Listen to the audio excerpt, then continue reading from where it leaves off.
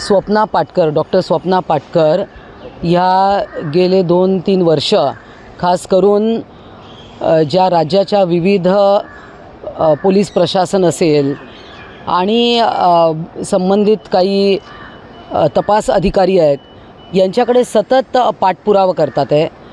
उबाठाचे मुख्य प्रवक्ते संजय राऊत हे यांनी त्यांना कशा प्रकारे शिवीगाळ केली ते तर आपण सगळीकडे मीडियावर पाहिलेलंच आहे आणि ते ऐकलंसुद्धा आहे.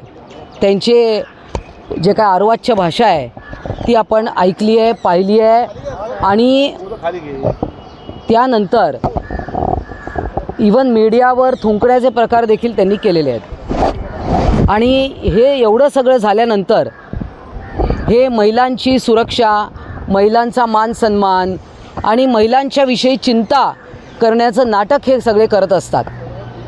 आणि उबाठा गटाचे त्यांचे पक्षप्रमुख उद्धव ठाकरेजी हे काहीच बोलत नाही यावर. आणि हे सगळं उभ्या महाराष्ट्राने आपण पाहिलं आहे की हा ढोंगीपणा आणि हे जी एक मस्तवाल भाषा, एखाद्या गावगुंडासारखी, एखाद्या मवाल्यासारखी ही भाषा वापरणं, आणि आपण सगळ्यांनी ते उद्गार ऐकलेले आहेत. फोनवर ते काय बोलले आहेत स्वप्ना पाटकरबरोबर. स्वप्ना पाटकर या वेळोवेळी पोलिसांकडे तक्रार करतायत, FIR झाल्याचं देखील समजतं आहे. परंतु काही लोक त्यांच्या बाजूनी आहेत की काय, किंवा काही लोक त्यांना प्रोटेक्ट करतायत की काय, म्हणजे हा विषय खूपच गंभीर आहे.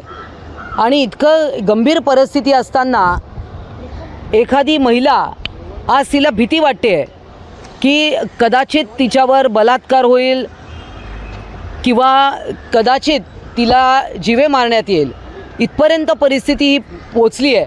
आणि हे स्वतः मी सांगत नाही आहे, त्या स्वतः त्यांनी आज EDला पत्र लिहिलेलं आहे आणि हे सगळं पत्रामध्ये त्यांनी नमूद केलेलं आहे. हे सगळी त्यांच्या तोंडची वाक्य आहे, जे काही ते पत्रामध्ये लिहिले तुम्ही सगळ्यांनी वाचलं आहे. आणि असं असताना एखाद्या महिलेच्या मागे उभं राहणं ही आमची जबाबदारी आहे. शिवसेना पक्षाची एक माजी आमदार, सचिव आणि प्रवक्ता म्हणून मला त्यांच्या पाठीशी उभं राहणं, पूर्ण महिला आघाडी त्यांच्या पाठीशी आहे, सरकार त्याच्या पाठीशी. मी स्वतः मुख्यमंत्र्यांशी यासंबंधी बोलणार आहे, बोललेले पण आहे पूर्वी, आणि नंतर मुंबईचे पोलीस कमिशनर यांची देखील मी भेट घेणार आहे, यांना देखील मी बोलणार आहे. आणि त्यांना आम्ही निवेदन देऊ स्वप्ना पाटकर यांच्या वतीने की हा सगळा प्रकार नेमका काय आहे.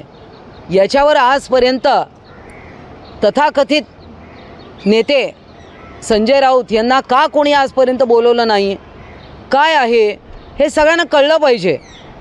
आणि एखाद्या व्यक्तीकडून असे धमकीवजा फोन येणं, हे सगळं येणं हे अत्यंत गंभीर आहे महाराष्ट्राशी.